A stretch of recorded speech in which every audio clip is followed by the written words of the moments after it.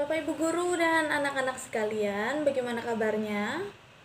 Saya yakin kita semua dalam kondisi yang sehat ya. Walaupun mungkin sudah mulai bosan, sudah mulai jenuh ya kan, karena nggak boleh kemana-mana, nggak bisa nongkrong, nggak bisa kumpul sama teman. Yang dilihat cuma HP, laptop, komputer. Tapi kita semua harus tetap semangat ya. Makanya saya ucapkan semangat pagi untuk kita semua.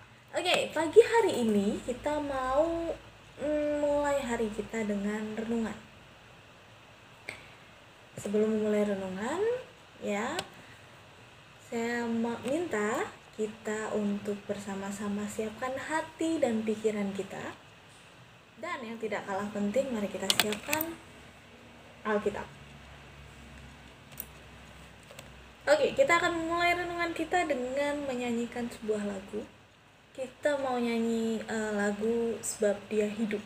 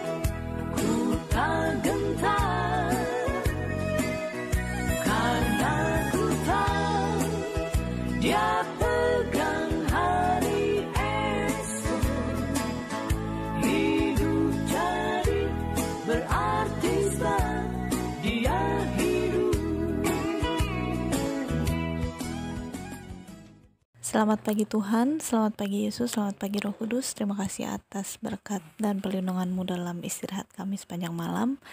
Hingga pagi ini kami dapat kembali menikmati berkat-Mu, kami dapat kembali beraktivitas. Kiranya Tuhan, pagi ini kami juga akan merenungkan firman-Mu. Kiranya Engkau bimbing kami, sehingga kami dapat mengerti dan memahami firman-Mu, dan ajar kami melakukannya dalam kehidupan kami sehari-hari. Amin. Oke, bacaan kita pagi hari ini diambil dari 1 Korintus 15 ayat 12 sampai ayat 20. Sekali lagi 1 Korintus 15 ayat 12 sampai 20. Saya akan bacakan untuk kita semua. Jadi bila mana kami beritakan bahwa Kristus dibangkitkan dari antara orang mati, bagaimana mungkin ada di antara kamu yang mengatakan bahwa tidak ada kebangkitan orang mati? Kalau tidak ada kebangkitan orang mati, maka Kristus juga tidak dibangkitkan. Tetapi andai kata Kristus tidak dibangkitkan, maka sia-sialah pemberitaan kami dan sia-sialah juga kepercayaan kamu.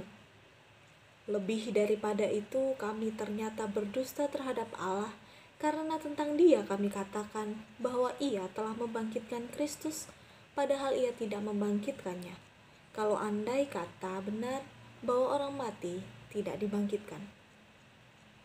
Sebab jika benar orang mati tidak dibangkitkan, maka Kristus juga tidak dibangkitkan.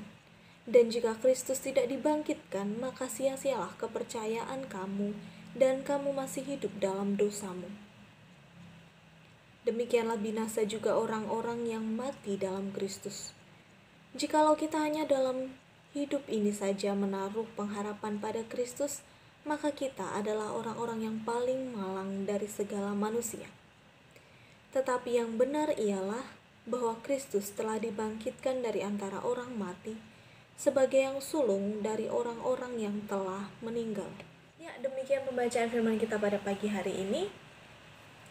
Kita akan masuk ke dalam renungan. Renungan kita diambil dari renungan wasiat hari Senin 20 April 2020. Kebenaran yang membawa hidup. 1 Korintus 15 ayat 20. Tetapi yang benar ialah bahwa Kristus telah dibangkitkan dari antara orang mati sebagai yang sulung dari orang-orang yang telah meninggal.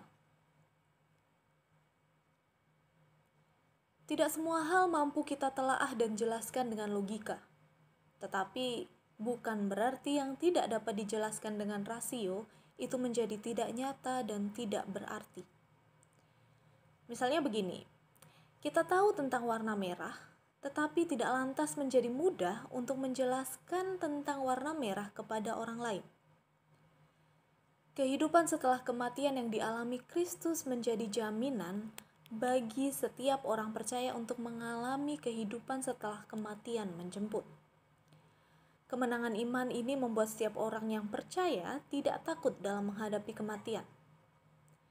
Bukan hanya itu, hidup yang dijalankan pun kini mendapat isi yang bermakna sebab menjadi hidup yang mengikuti cara Kristus hidup. Kita mendapatkan pegangan yang kokoh bahwa hidup yang mengikuti Kristus tidak akan berakhir kepada kebinasaan, tetapi pada kehidupan yang abadi dalam kasih karunia Allah yang rahimi dan rahmani. Sampai saat ini masih banyak orang yang menyaksikan kebangkitan Kristus. Orang-orang itu tidak mau mencermati kekayaan iman secara utuh. Rasio dan materi begitu dipentingkan sehingga abstraksi, bahasa, dan pemaknaan spiritual yang jelas-jelas tidak bisa dilepaskan dari kehidupan manusia justru disangkali. Bagaimana dengan kita? Apakah kita mau menerima kebenaran yang membawa kehidupan melalui kebangkitan Yesus Kristus? Atau kita hanya mengandalkan kemampuan logika saja dalam menjalankan hidup ini? Oke, jadi renungan kita pada pagi hari ini mengingatkan kita bahwa walaupun kita tidak bisa menjelaskan atau memahami iman kita dengan logika, bukan berarti kemudian iman kita itu tidak berarti, sia-sia, atau bahkan tidak berguna. Iman adalah urusan hati kita, urusan kepercayaan kita kepada Tuhan, yang memang tidak seharusnya kita jelaskan secara logika. Seperti contohnya kebangkitan Yesus, tidak perlu kita pertanyakan lagi. Cukup kita percaya bahwa dengan kebangkitan Yesus kita dibenarkan, diselamatkan, sehingga kita bisa hidup dan dilayakkan di hadapan Allah. Oke, sekarang mari kita bersama-sama berdoa.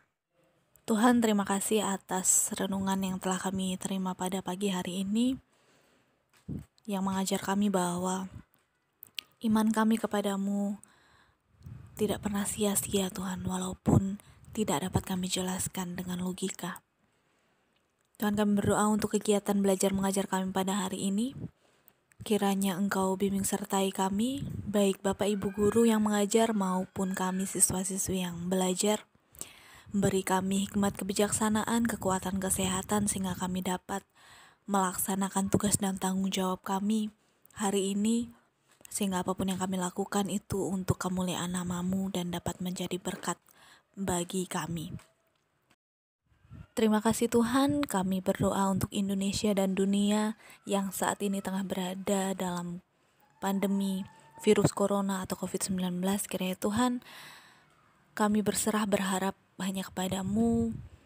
Kiranya kondisi Indonesia dan dunia dapat segera pulih kembali sehingga kami dapat kembali beraktivitas secara normal tanpa ketakutan atau kekhawatiran.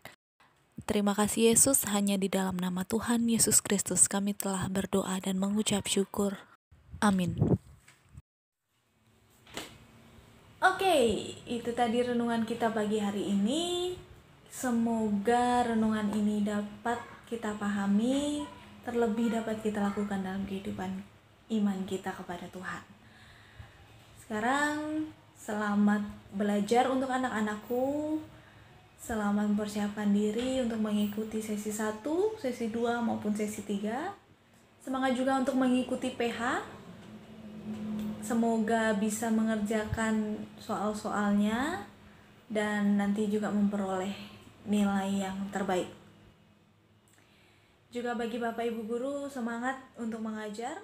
Semoga semuanya dapat berjalan lancar sesuai dengan rencana. Terima kasih, semangat pagi, selamat belajar dan selamat mengajar. Tuhan memberkati.